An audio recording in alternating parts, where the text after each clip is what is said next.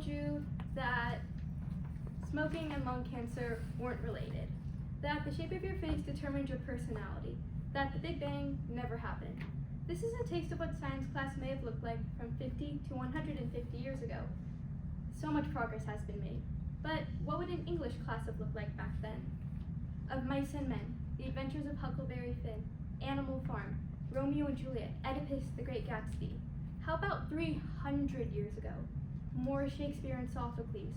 It all sounds pretty similar to an English class today, and almost all the books were written by white men long dead. Hi, my name is Annika Nies, and I'm going to teach you all about the books you wish you could have read in school. The books by minority authors that shows worlds of diversity, where differences in gender, color, and culture are embraced. Teachers need to be prioritizing minority reading so that we can build mosaics that are full of different perspectives that are unique and individual, yet united. I want you to think of 3 books you've read in school, preferably not in the past year. Think summer reading lists, or book reports, or whatever book you were highlighting and annotating right before it was due. Please stand up.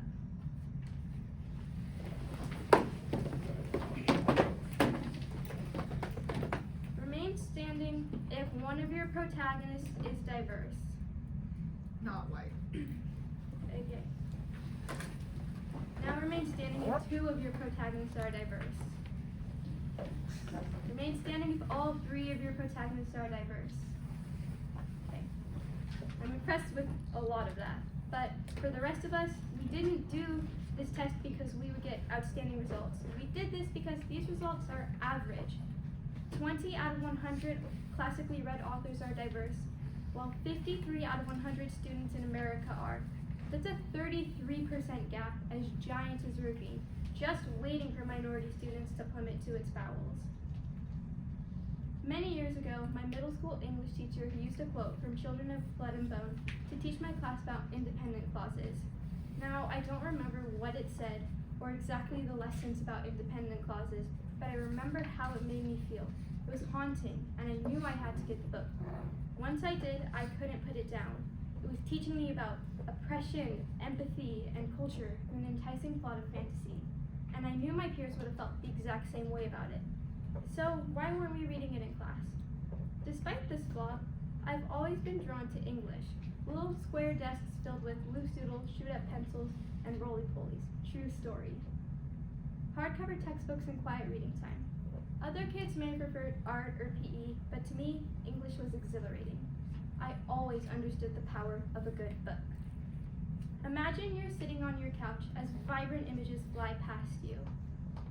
You settle into the cushions and buckle up for an extraordinary ride. Every frame is more sensational than the last.